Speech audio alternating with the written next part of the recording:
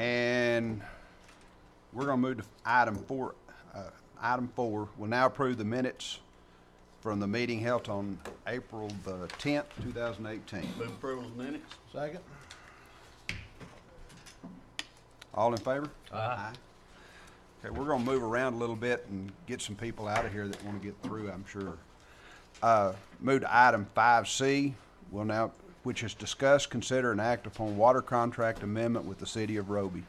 Does the commission have any questions of Eddie Campbell or Jack Brown? First of all, thank you for your consideration. A brief history without getting real time-consuming. The city of Roby has been a water customer of the city of Sweetwater for a number of years. I think the original water agreement was actually with the Fisher County Water Authority in the 50s, and then 51, and that was the same year that the water line that still exists was the construction was completed in 51. Sometime around 61, 63, the city took over or kind of absorbed the Fisher County Water Authority, and as far as I could find in our history was we then entered into a water purchase agreement with the city of Sweetwater in about 63, and then in 83 that contract terminated and we entered into our current contract. The existing contract has a cap of 350,000 gallons per day on the maximum consumption rate from the city of Roby. We at one time had in the 90s had started the development of a water well field. In 2009, we drilled the last of 3 water wells that was the 3-well field that we developed. The water quality began to slip in about 2010. High nitrates, the hardness of the water, and the blend that the city was looking for with the purchased water blended with the well water wasn't going to reach I think there was an engineered proposal at one time of a 25% blend with a 75% purchase. We were never going to get there because the quality of the water wasn't there. We were actually contaminating the water with the water we were putting into the well field is the short end of it. We abandoned those 3 water fields in 2014. We then had a TCEQ inspection this year, and that's the first inspection since we abandoned the well field. In 83, when we entered into our agreement, our current contract, I think the per gallon per person consumption of water recommendation from TCEQ was somewhere around 87 gallons per day per person. Now it's in excess of 100 gallons per person per day. With us dropping off of our well field and the increase in that TCEQ regulated water consumption, we now don't have the maximum the ability to get above 350,000 gallons. So we would ask that the city council consider an amendment to the current contract that would allow the city of Roby a cap on the consumption rate level to be 500,000 gallons. And I believe that in that contract, or in that the proposed amendment, there's an agreement on our part to have a renewable contract that would add 10-year increments to the current contract that has a termination date of 2023, I believe. But that would be the basic 2 amendments to the official contract. 2028 is the first 10-year term. Yes, that's correct. Are they subject to any water conservation or drought conditions that we subject the citizens of Sweetwater to? Yes, sir, they would have to follow the ones that are in place for us. Jack, what is the current usage of Our city current water? usage is somewhere in the vicinity between 60 and 63,000 gallons a day is our current consumption. So we don't, So you're not even gonna be come we're not close gonna to be anywhere approaching that near cap to the then. 500,000 gallon cap. It's just a requirement that we do have that cap in place that we can reach the 115 gallons per person per day usage that TCEQ regulates, that or mandates. This is essentially more of just a change in wording on the contract to satisfy TCEQ rather than an actual increase in the sale of water. Yes, sir. Okay. You wouldn't see like I mean, I don't think you'll see a change in what we're doing, just more of a contractual matter. We're going to satisfy TEC. Yeah. Who's making the motion? I just made the motion Okay. to approve the contract Second. changes. Second. Okay. All in favor? Aye. Thank you Thank so you. much. Appreciate it. Thank you. Okay, now we're gonna move to item K, if I can get over here. Which is discuss and consider and act upon approval of mid-year agreement upon procedures report for the period ending March 31st, 2018, as prepared by Kathy Wilkes, Certified Public Accountant. Hi, Kathy. Good morning. Thank you. This is the same report. The city has not changed the procedures that they asked me to do mid-year, so the same 6 requirements are listed here, and you can see that on all 6 this year, we did not have any exceptions.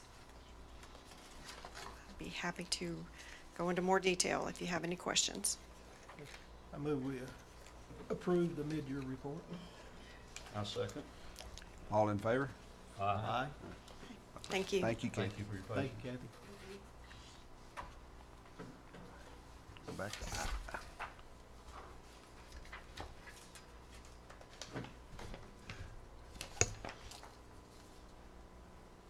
Okay, we'll now move to item 5I, which is discuss, consider, and act upon authorizing the city manager to enter into a contract service agreement with TCG to identify, evaluate, and create a plan for administration for addressing abandoned properties and property foreclosures within the taxing jurisdiction of the city of Sweetwater and other similar services outlined in the agreement.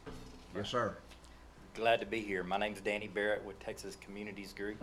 Mayor, Council, I'm very pleased to be able to present this to you. I first want to thank some folks along the way, Larissa and Ken, David, of course, and Brenda here from the appraisal district. I've had the opportunity to meet with all of them and discuss our strategies and our process with them, and it's gone very well, I think. Let me introduce Texas Communities Group to you. It's a company, it's a add-on municipal services company that the tax firm, collection firm, Purdue, Brandon, Fielder, Collins, and Mott is now majority owner of. We developed TCG recognizing that our cities have unique needs. The tax firm, their dollars, their mindset is collection dollars. We know out here in West Texas that our cities have some other needs, be it abandoned property, dilapidated structures, and trust properties. And that's what we have done with Texas Communities Group. First thing I want to talk about is our trust property marketing. Trust properties, for those that you don't know, are properties that have gone up for tax sale. Nobody purchased those properties at the minimum bid as required, and they fall into ownership with the city, the school, and the county. One of the things that we found to be a bit of a problem with those is they don't generate tax revenue, and generally our cities get stuck with maintaining those. mowing, maintenance, things of that nature. And so there's no revenue, and it's a cost deal. And so our job is to get those properties marketed. We try to increase the knowledge in your community about those properties and how you go about purchasing them. We have an online bid system. We create catalogs. And I think Brenda was mostly excited about the signage that we use. We actually have signs that we put up on the properties, with the whole thought being, let's increase our purchasing pool, and hopefully we increase the bids, and hopefully we get those properties sold.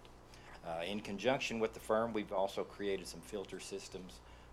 When we bring those properties up to sale, we've usually filtered them, make sure they're not owners that have other property taxes due. We can also check with your municipal court that they don't owe you fines and fees or unpaid utilities. And then we're also going to run them through your code department, make sure we're not selling to people with issues on property ownership. And so our goal is to get good purchasers that take care of those properties on them by themselves and pay property taxes to the entities. The other thing that we do, it kind of overlaps, tax work and code enforcement overlap a little bit. And so what we looked at is what we can do to assist our code officers, to assist our cities with that. And we work with those folks and with David's department in identifying properties that are abandoned, that meet abandonment requirements. And basically what we do is we work with the tax firm. They go in once we've identified those. They do the postings that are required. And what that allows us to do is group those properties together to where they're coming to fruition and foreclosure at the same time. And so really what that does, it targets those properties that people have walked away from. The value is usually generally low, but a lot of times those are the same properties that we're dealing with in code enforcement, trying to get them to mow, clean up debris or whatnot. We are able to change the ownership on those properties to where we can actually take advantage of ownership. It's also always cheaper to clean up what you own than somebody else's, and so that's the goal there. With that, that's kind of what we have. We have some different things that we've added to that. We have a smartphone app that we make available to David and the city staff and Brenda and her folks. We're going to just take a picture of a property. We pull the GPS address from it. We run it through what we call our best process method. If it's a problem property, it's an eyesore, maybe there's a tax foreclosure option that's available, or maybe it meets these abandoned property requirements that we're looking for. And if not, we can kind of turn it over to the code department and hopefully lessen their scope on the properties that they're having to deal with. Improve their focus and efficiency a little bit there. And that is Texas Communities Group. We're in about 35, 40 to 40 cities right now. We've had really good luck with our sales of trust property, probably far more luck than we ever anticipated going in, but we're up over 800 pieces of property that we put back on the tax rolls in our communities. And I'll be glad to answer any questions that you may have. You identified how many trust properties in Sweetwater? There's over 100, I can't remember exactly. 150, still over 150 right now that are in Sweetwater ISD, et al. That you would be part of. So you got a pretty good handful of Is it a properties. statute that a bid must meet the sheriff's sale requirement?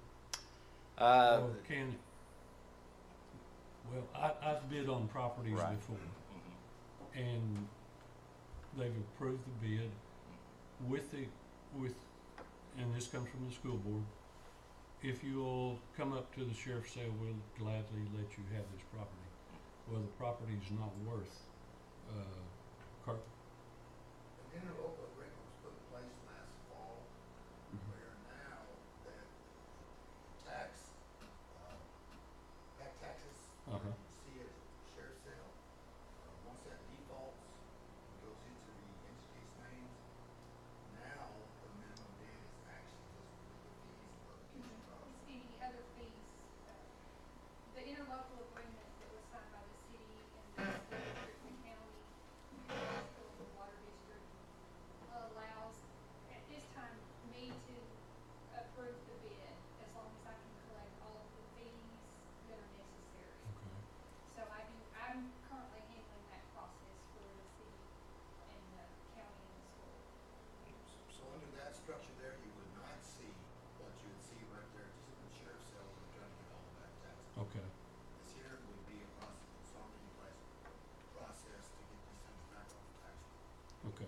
this would have happened after the last bid that was rejected, that I did, I can't remember,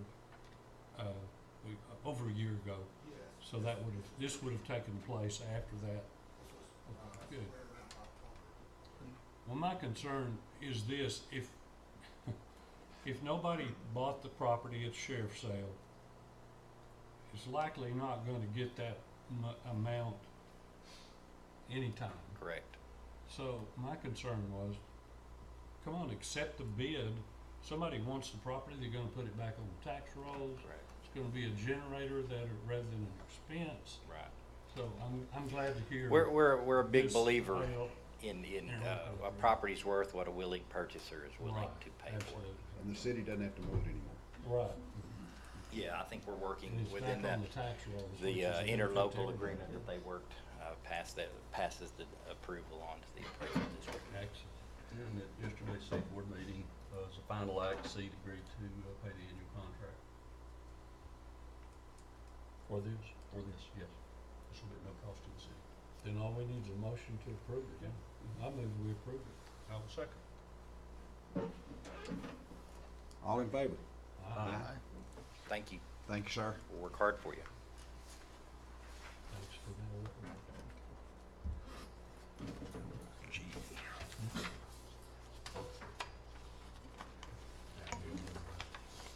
Thank y'all. Thank you. Okay, we'll now move to item 5G, which is discuss, consider, and act upon the Schneider Electric LED lighting energy saving contract with the interlocal purchasing system, contract number 170103. Mr. Davis. Thank you all for having me. It's been great working with y'all for, I guess, a little over a year and a half now. Just kind of talking about different ideas that we can help bring revenue back into the city through energy savings. And through the first phase, we're looking at just an LED lighting project only. And I have these to hand out. I don't know, Mr. Vela, is it on the screen as well? Or I can I hand don't these believe up. so. It should be in the packet. It's Okay. in the packet. We got it. We got it. It's in our packet. Okay, good. So as you can see, we developed a lighting project that has a great payback. You can see there under the cost of capital improvements, it's a 5.6-year simple payback that is going to bring in a total of $38,000 a year in energy savings, and that's $38,000 that y'all are currently sending to the utility company that we're capturing and reinvesting back into this LED project as citywide. Nolan County just hired us last month for the Coliseum, the library, and the courthouse and the jail exterior lights at the parking lot. So we've kind of have this set up where we're going to start the same project management timing of the install towards the end of June, middle of June, end of June, beginning of July to take care of this lighting for you all. So as you can see, the comprehensive project is a total of $293,932. And also with that comes a rebate check from Encore that's estimated to be right at about $32,500.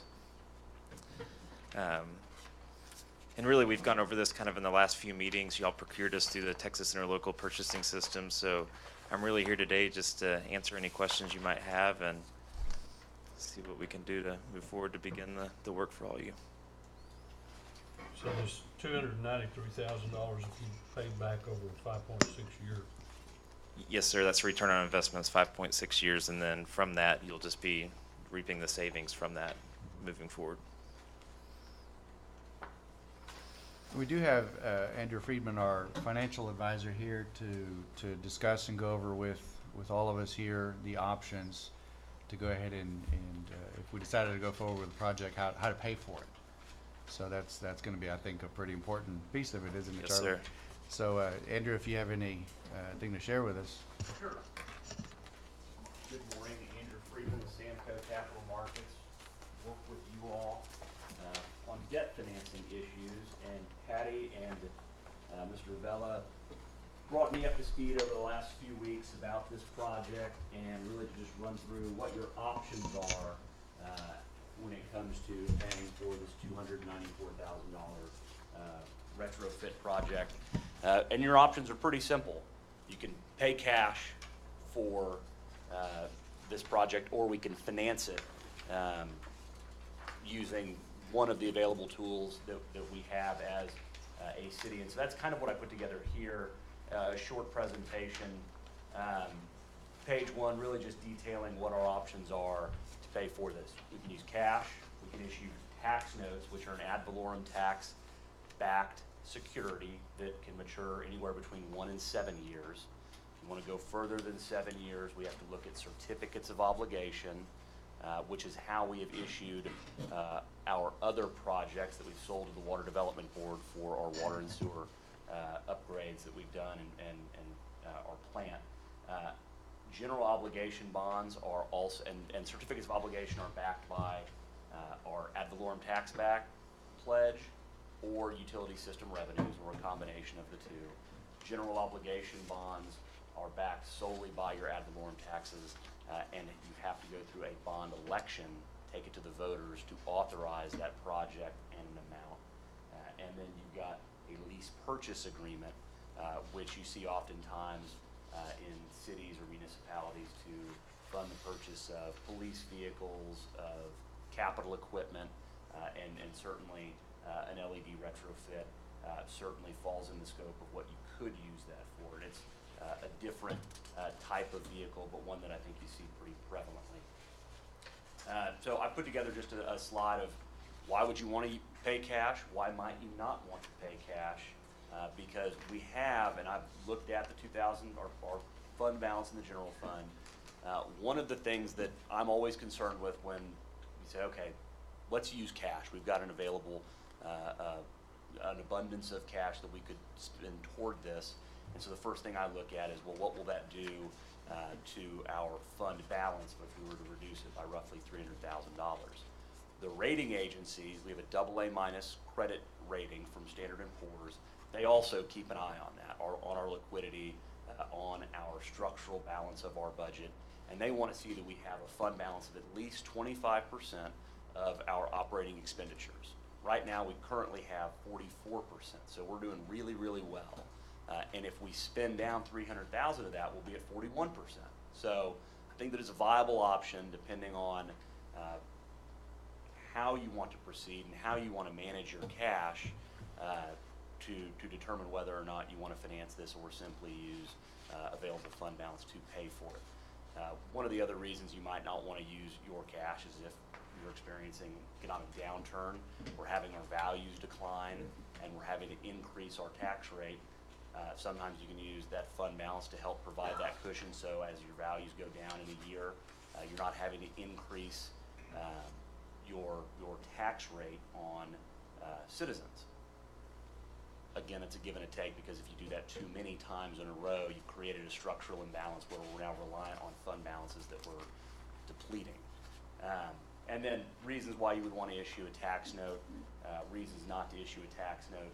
In this case, because of the size of the project, it's relatively small, I think that a tax note is cost prohibitive, because just like when we borrow certificates of obligation, you've got consultants who draw fees and expenses, and if this were a $5 million or $2 million borrowing, the economies of scale you get from that would make it the more attractive option. Because of the size of this, it does not make it as attractive as what I think you'll get from a lease purchase agreement.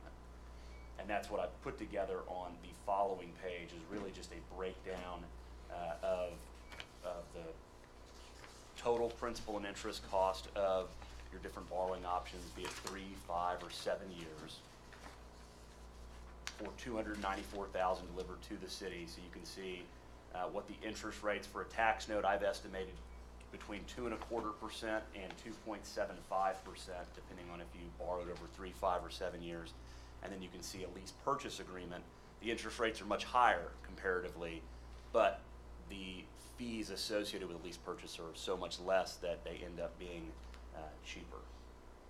My personal takeaway from this is, if you're looking to finance this project over a term of 7 years, then I think that it makes sense to look at either a lease purchase agreement or a tax note for that purpose, because interest rates have come up so quickly and so much on the short end of the yield curve.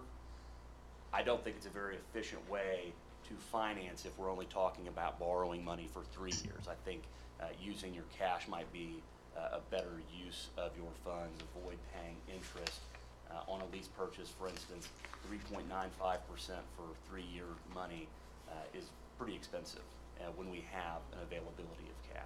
And so these are all really decisions for you all as a commission. There's not necessarily a right or wrong answer. It's how you view the outlook, how y'all and city staff feel about the budget and your ability to spend down $300,000 of your fund balance for this project, given that there's the ancillary benefit that you're going to save on your utilities over the same time period. It may be a bit of a null point, because if you're saving $38,000 and your alternative was to finance it for $50,000 a year over 7 years, you're making it up annually. And so with that, I'm happy to answer any questions that you have regarding the kind of financial end of this. So your recommendation, if you're gonna tell us what you thought we ought to do, it's the cash.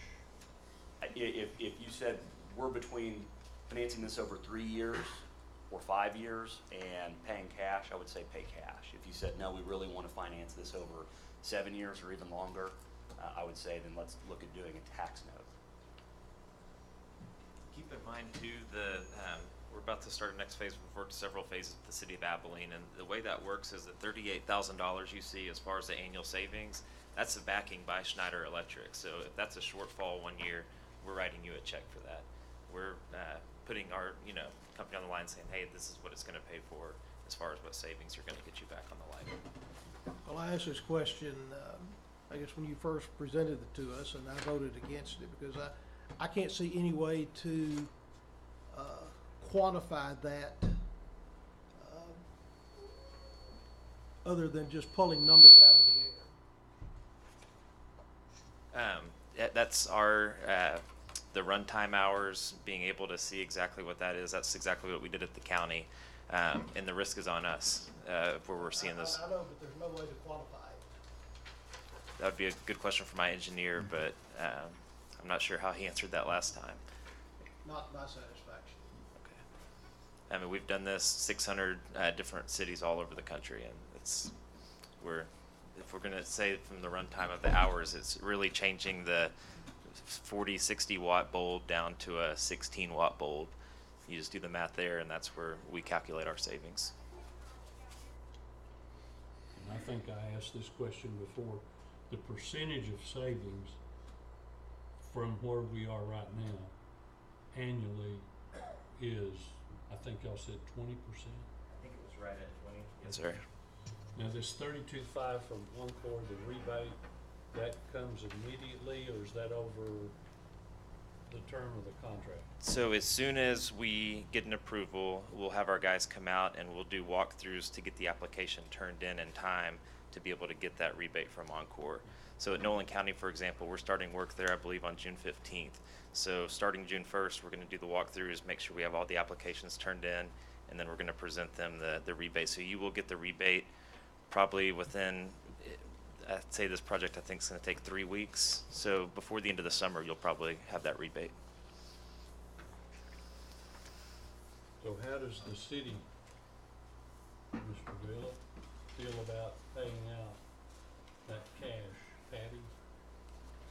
We feel good about it. We've gone over the options here within the organization and in consultation with Andrew, and it's our recommendation as well that if we're in a position to go forward with the project, that it be funded with cash reserves. And Patty, we may want to get into some detail. There is an amount of money, a little over 318, sitting in a building fund, I believe, that was left over from some work at the police station project, isn't it? So we do have in excess of the amount that's called for this project sitting there, and it's our recommendation that we put that money to work, and if this is the project that we go forward and fund that from, then that would be a good thing. Okay. And the 32.5 would go back in that same account, or from the rebate, or is it specified it has to go somewhere specifically?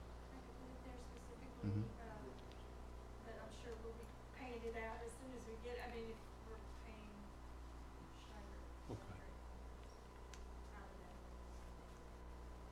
And the payback is a little under 6 years. It's under 5.6 years, yes, sir. And like I So- said, that's just dollars you're spending for the next 5 years, and you're just getting it all up front to get citywide LED lighting interior next year. And then once that, Plus you're improving your lighting by 25, 30 years too at the same time. yeah, it lasts. It's over 20 years. It's quite a lot better. And saving, I didn't even talk about the 8,500 a year you're saving on just your operations and maintenance of your maintenance team going out, changing out bulbs, T12s, T8s, and also not having to change the bulbs for the next 20 years. That does go a long way.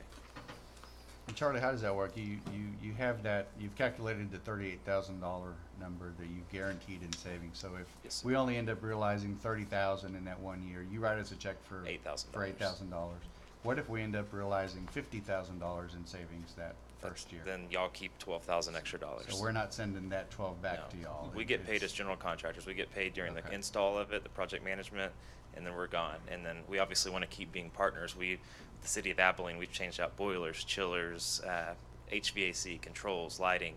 Those projects have exceeded $10 million in savings. So hopefully down the road, maybe we can talk about other types of savings. But for this, the lighting, anything extra that y'all get in savings goes right back to the city. And typically we are in Texas about 23% above what our actual guarantee is. So that's just dollars back to your bottom line. Okay, thank you. I move that we approve this agreement and pay cash for the service. Second. All in favor? Aye. Thanks, sir. Thank you, Charlie. Thank you. Jim. Got 38,000 still planning. You can't prove it. Okay. We'll now move to item 5M, which is discuss, consider, and act upon final project acceptance and release of retainage on the construction contract with Dowtech Specialty Contractors for the Texas Water Development Board contract number 62699, water treatment plant membrane replacement project. Hi, Sage. Hey, good morning, Mr. Mayor and Commission. M. Thank you. Okay, I believe in your binders you have the final pay request for this contract. Let me hand out. This is my letter of recommendation to close the project.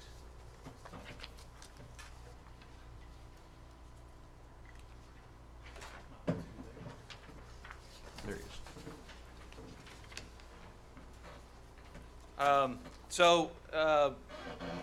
Dowtech, let me just refresh your memory right quick. For the membrane replacement at the water treatment plant, the membranes were provided by GE, which is Suez now, and Dowtech Specialty Contractors did the construction installation. Dowtech's installation was completed back in March of last year. We went through the TCQ testing and the approval. The membranes were approved for use in September, and then so we started moving through the project closeout process with GE or Suez and Dowtech. We went through the O&M manuals with Suez back and forth. We finally gotten those documents to satisfaction of staff and our satisfaction.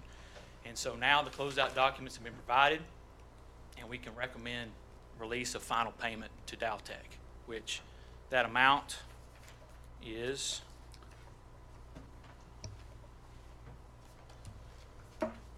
$46,688. yes, sir. Thank you. Any questions? I move we approve the payment. Second. All in favor? Aye. Aye. Thank y'all. Thanks, Sage. Thank you, Sage. Okay. Now, I guess we'll go back to the start here. And where I'm at. Lost. Go back to A. Okay, we'll now move back to item 5A, which is to administer the oath of office to Mr. Jim Lee, City Commissioner Precinct 2, and Dr. Jared Peak, City Commissioner Precinct 4.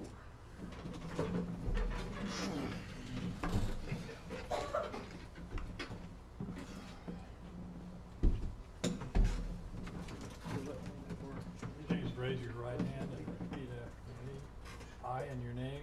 I, Jim Jared Lee, Peak, do solemnly affirm do solemnly affirm that I will faithfully execute the duties that I will faithfully execute the duties of the office of City Commissioner Precinct of the office of City Commissioner Precinct 4 of the City of Sweetwater of the City of Sweetwater of the State of Texas, of the State of Texas, and will to the best of my ability and will to the best of my ability preserve, protect, and defend the Constitution preserve, protect, and defend the Constitution and laws of the United States and of this state, so help me God. and laws of the United States and this state, so help me God. Congratulations. Congratulations. Congratulations. Thanks, sir. Thank you. Congratulations. Oh, yeah, me too. You gotta go sign a piece of paper. Yeah, right there, please.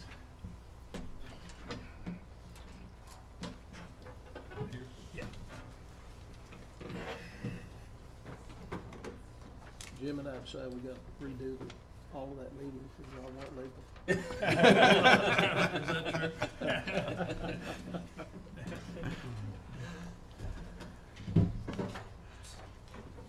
Please, Larry, let's don't start this. We'll now move to item 5B, which is to consider adopt a resolution regarding appointment of Mayor Pro Tem for the City of Sweetwater, prescribing the terms thereof. Move we appoint Commissioner Larry May Mayor Pro Tem for the coming year. Second. All in favor? Aye. I just vote against it. Doesn't matter.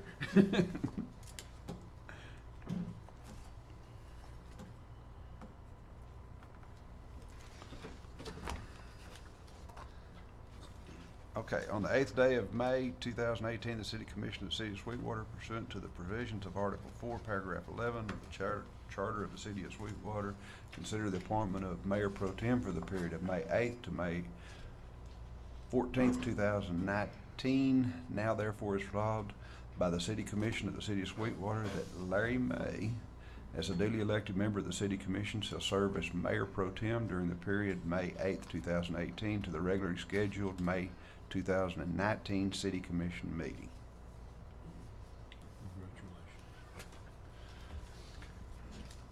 Okay, now we'll move to item 5D, which is the first reading to discuss, consider, and act upon ordinance for fiscal budget year amendments, 18 budget amendments. Ms. Patty.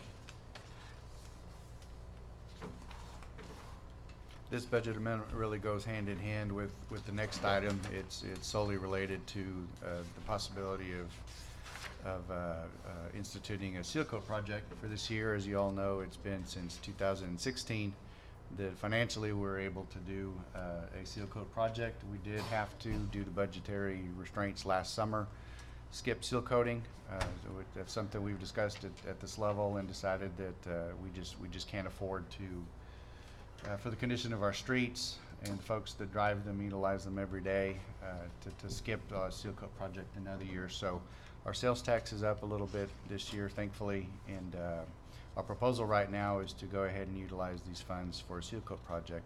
In order to do that, we'll have to amend the budget in that amount. And we did get some numbers in yesterday from our bid opening so that we can plug into this ordinance. It's a first reading. We'll have a second reading next time we get together. We'll also have a public hearing related to this item at that time. But if anybody has any questions for Patty, or Patty, you have anything to interject?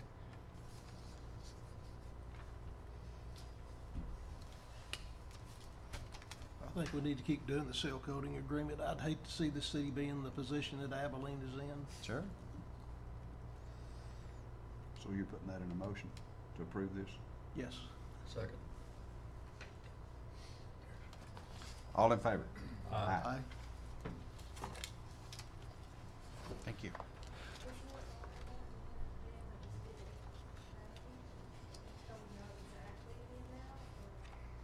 I think we'll have until the second reading to finalize everything next month. Okay. I now read the ordinance into the record. An ordinance amending the amount of appropriations for the general fund budget in section 1 of the ordinance number 2017-11, approving and appointing a budget for the city of Sweetwater for the fiscal year beginning October 31st, 2017 and ending September 30th, 2018. We'll now move to item 5E, which is discuss, consider, and act upon bids for AC-10 and Grade 4 crushed rock to be used for the 2018 seal coating project. Mayor, Commissioner, thank you for the amendment. We received 3 bids yesterday in open meeting. And if y'all have your bid tabulation sheets there, we can take a look at this real quick. Several companies did not bid. As you can see, Alon, Valero, Zach Burkett, and West Texas Rock Resources. Russell, why did Alon not bid? We sent Lenny a bid package, but he hasn't bid for a couple years now. I think one of the problems is on our specifications, we list FOB Sweetwater. That means they have to get it to us. And in the past, when we have used him, we've used an outside carrier. And so going that way is just a little bit more, we spend a little bit more money that way. So, but we didn't receive a bid package from him. We received bids on AC-10 from Ergon Asphalts in the amount of $2.2125. We also received a bid from Wright Asphalt in the amount of $2.3575. And as you can see, it looks like Ergon appears to be the cheaper bid on AC-10. I believe the staff would recommend that we would go ahead and go with that bid. On the Grade 4 crushed rock, there was a mistake made on the bid. When we opened the bid, we seen that it was $16 per ton, and there's no way that they can get that to us for $16 per ton. We did some research, and the sales rep that did the bid did not realize it was FOB Sweetwater, so he made it for pickup at the Eastland yard. Staff recommendation would we go ahead and reject that bid and go back out and come back in June with another set of bids for the rock. Move acceptance of staff recommendations. Second. All in favor? Aye. Would y'all like to see the map? Would y'all go over? Yes, what we wanted to do at this point, just kind of as a reminder, is review the streets that we're looking at seal coating during the summer's project. You'll see there, we try to stick to even distribution, north and south sides of the city. And so that's an overhead look at citywide. What we're looking at here is a little zoomed in on the north side, and then the same thing on the south side. Russell, you had mentioned something yesterday about some water line projects. Yes, when we made this map here, we did not know, or we didn't communicate that well. Mr. Campbell has got some streets that's going to be proposed for some water line improvements, and so we're just going to adjust that list that we have. And so it's needless to say, we've still got plenty of streets that we can alternate and put in their place. And so that list is going to fluctuate just a little bit. Any other questions? And that starts in July? Well, we have to basically do it at the same time that the county gets ready, since we use all their equipment and everything. It's been August, September. They have made mention that they want to try to get started in June. Hopefully they do. But more than likely, it's going to be around August, September before we're able to do this. Access there. Yeah. Thank you, Russell. Thank you. Thanks, Russell. Okay, we'll now move to item 5F, which is discuss, consider, and act upon adding a position for a part-time animal control officer in animal services. Chief Rita.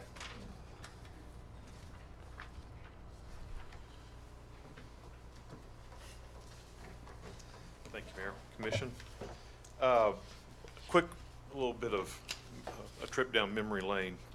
When I came here 6 years ago, our Animal Services Department actually consisted of one full-time, which was Donald Kite, and we did have a part-time. We were seeing such a significant increase of animals out and about after hours and when the part-time was not on and when Donald was off. And so we pushed and we finally received the second full-time position. Well, up until about a year ago, we had those two positions running, and everything was getting better. We were seeing actually a positive impact because we were able to put that second position out later into the evening hours. So through, how do I put this? Anyway, the individual decided it was time for them to move on. And at that time, we were having some economic downturns, and so that position was not replaced. Here we are a year later. Donald has been running basically 24/7 for almost a year, a little over a year. It's taken its toll. We're not out after hours, so everybody knows that. They drive by the PD, they see the animal services truck parked. When they get to the house, they kick the dogs out, and here we go. You can drive in any particular part of the city after hours, and we're seeing a large group of dogs moving around the city. So we tried to issue citations on most of those. We were successful on some of those, but we're still having some issues there. We're hoping that at least a part-time position will get us started in the right direction, but we're hoping for more than that in the near future. So that's just kind of where we've been, what we saw, and now we're seeing the negative impact of being out without that other person right now.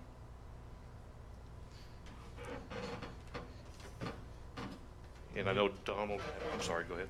This doesn't require a budget amendment or anything for the extra monies? What we'll do during the budget process is bring a revised personnel list to you all at that time. And we think with salary savings that are across, the general fund, that we can absorb this salary from those salary savings. What kind of training will this person, I know, I saw some of the things that they have to do to recognize the animal breeds and their habits, care. That would be a question better answered by Mr. Kite. In the state of Texas, anybody that acts as an animal control officer for a city or a county is required by law to complete basic animal control training and then pass a test. As part of that training, you are also required by law to retain 30 CEUs of school training every 3 years. In other words, 10 hours a year, we must continue education. So anyone that is acting as an animal control officer is required to take the basic animal control course, which is 12 to 16 hours, and then they must pass a test. And that's online, or is that You have to go, it is to a in school? class. It is not online. No, sir. We try to get those classes when they do come into a close area like Abilene. Sometimes you've gone as far as. I actually took mine in Amarillo.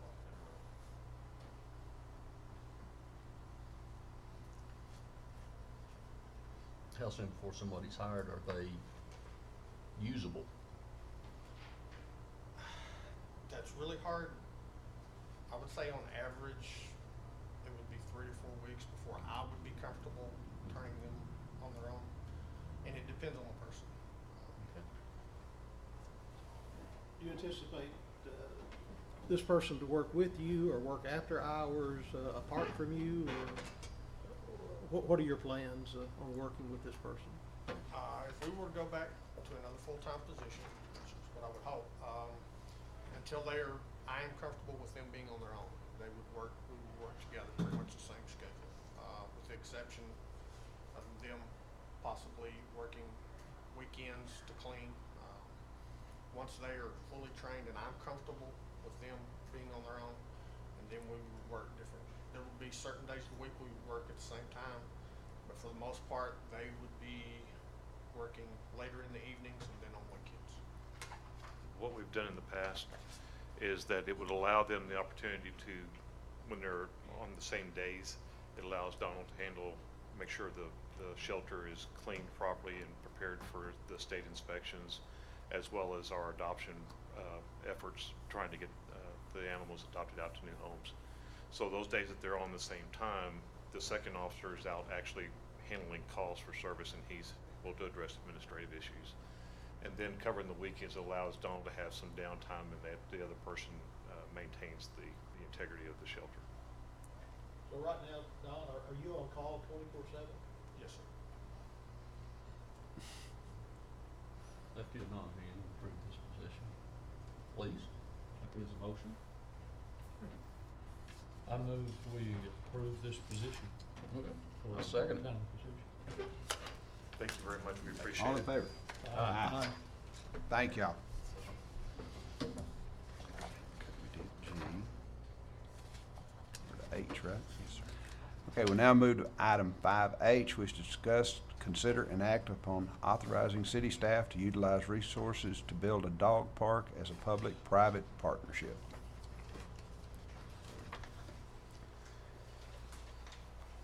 During the process of the Parks Master Plan, we realized an importance and a need for a dog park.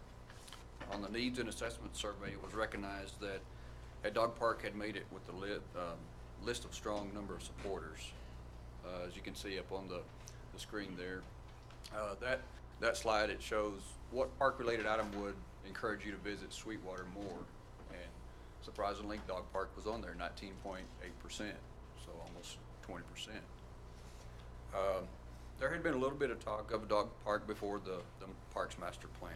And just some information, a dog park is defined as a public park, typically fenced, where people and their dogs can play together. Dog parks offer dogs off-leash play areas where their owners can enjoy a vibrant park-like setting and the chance to socialize with other canines and their owners.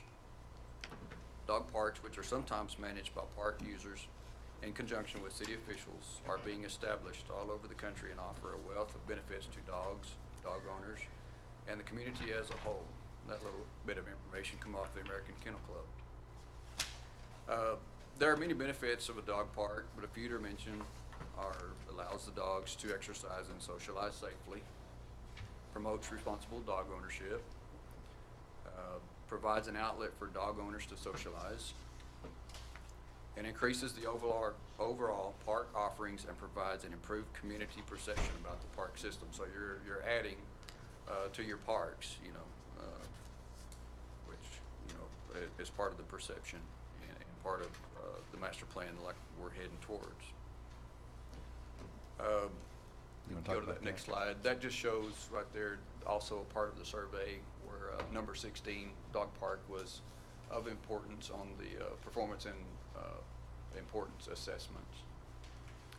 We would like to propose this project as a joint effort between the city using in-kind services from city staff and private donations for the funding of materials. And up on the slide you can see there is the little site plan that we have. Kind of shows you the area and the dimensions of the park. And I believe you already know the location that we proposed, correct? Okay. Yes, sir.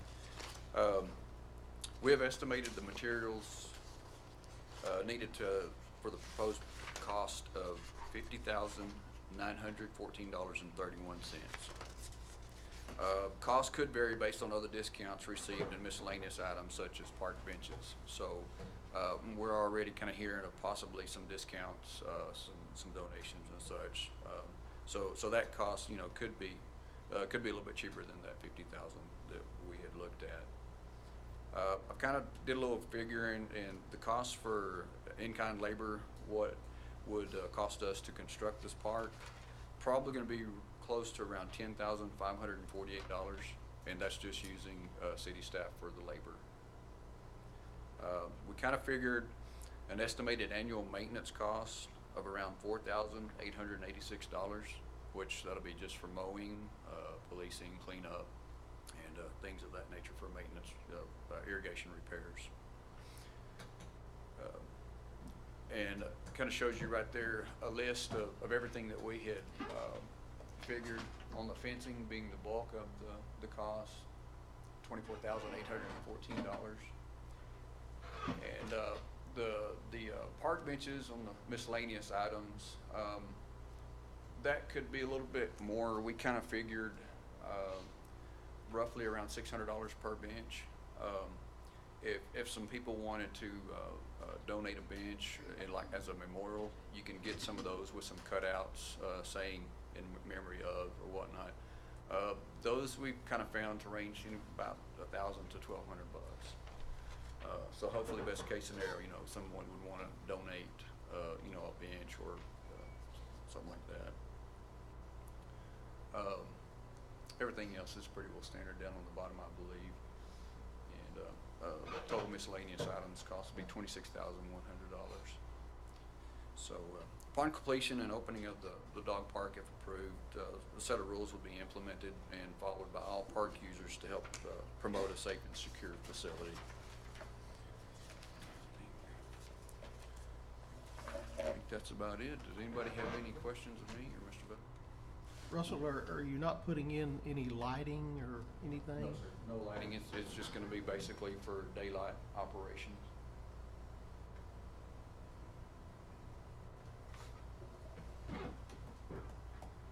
Now, that's something we could look at later on if we wanted to. I mean, just for right now, just trying to get the establishment of the park and get the facility there be the main thing. We can always go back and improve whatever we need to later.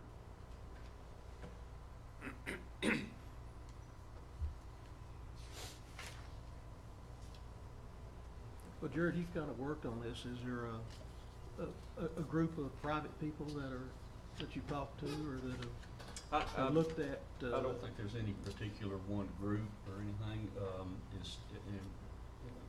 Talked about, memorial benches. You could also maybe approach service clubs as far as them, but there's not an active group within the community. I frequently get questions about dog parks, when you ask the question, well, how well is it going to be received? Well, keep in mind there's probably a lot more dog owners in Sweetwater than there are people that play frisbee golf, and we make provisions for frisbee golf, and I'm hopeful it'll be very well received by the community. So we're set to, if this is approved, y'all gonna start on it immediately, or? We've got some people that we're talking with that's going to try to start trying to get donations and start raising those funds for that.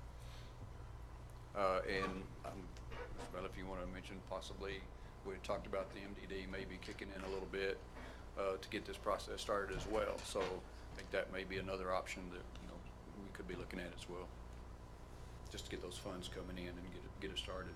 So there's nothing set aside in the budget that would be allocated to this? I'd hate to see the MDD funds go into it quickly. I'd like to see it all raised privately. That's really the goal. I've worked on a similar project when I was in Abilene, and it was completely a public-private partnership set up just like this, where you had nonprofits, foundations really came through, private businesses came through and purchased the materials, and our city staff at the time put up the fencing and planted the trees and ran the water lines, and that's really what we've envisioned for this whole time. As far as this project goes, we've seen when the community comes together like that, you've got the public and the private working together. It's a good model for a project like this. I've never been to a dog park. Do they have signs, like the Little League parks? As far as sponsorship Yeah. or rules? Mm-hmm. Oh, sure. Yeah. I don't see a reason you couldn't do that. Mm-hmm. Absolutely, that would be part of the process. Yep. And, I can even check with some of the veterinary distributors and those kind of folks to see a lot of times they'll have associated foundations that they might can provide funds for. Mm-hmm. Get some free advertising from Hills or Purina or something like that.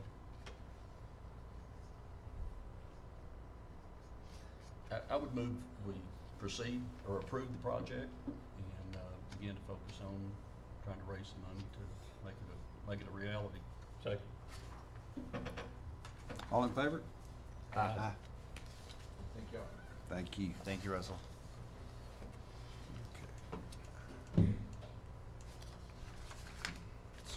J, right? Okay. Now move to item 5J, which is discuss, consider, and act upon the municipal flag resolution. Mayor, Commissioners, we're bringing this back to you all after some feedback that we had at our April meeting on this issue. You all, as a group, chose this design, which was submitted to us by Mr. Trey Jimenez, who was an Art 3 student at the middle school. This was the actual design that he submitted to both the committee and the commission for consideration. And what we did from this point forward is we went to a graphic designer and had to mock it up on a computer. And based on y'all's recommendations of having the star lowered and the snake lowered to just about near center, this is what was come up with by the graphic designer. And we offer this as an option to you. And then we kind of played with it a little bit and offered the star at just a slightly larger proportion. So we were joking in our staff meeting yesterday, it's kind of like going to the optometrist. You've got one and you've got two. Unless there's any other suggested changes you might want to have us look into, these are the two that we've come up with alongside Mr. Jimenez and the graphic designer and staff. And so we're kind of at this point. That's kind of been the consensus with the folks that we've asked. There's one and two. Two just again slightly larger. We've got the exact red. You've got to give the each red, each color really has a number associated with it, and this is red number. Becky, I can't remember exactly what it is. Is the bar at the bottom the same as the star? Yes, sir. Okay. And it may be just a little off with because you're projecting it on the screen. They'll be the exact same color once we start customizing those flags and getting them produced. Move adoption of the second flag is our official city flag. That one? The one with the bigger star. One, two. Right. Two. Number two. Second. All in favor? We'll get everything sent over to the state Secretary of State's office. We'll get everything protected and marked and all that legal stuff. And we'll start working on getting the flags produced and start planning a flag raising ceremony for sometime hopefully this summer. So we appreciate all your support on this effort. L. I will now move to item 5L, which is discuss, consider, and act upon adoption of resolution authorizing Mayor Jim McKenzie to execute contracts with the Texas Department of Health and Human Services. So moved. Second. All in favor? Aye. Be it resolved that the governing authority of the above called local governmental entity now does hereby authorize Jim McKenzie, mayor, and his successor to negotiate on terms and conditions that may deem advisable a contracts with the Health and Human Services Commission, and to execute the contract on contracts on behalf of the local government entities. And further, we do hereby give him the power and authority to do all things necessary to implement, maintain, amend, renew, or request closure of the contract. Public input. We killed them all. City manager's report. Yes, sir. Let's see, the charter workshop, I believe our special counsel, Mr. Santee, I think he forgot that his son is graduating high school that Friday that we had planned on for the charter workshop. So we're going to look at an alternate date. I'll get with each of y'all to find availability and try to schedule that.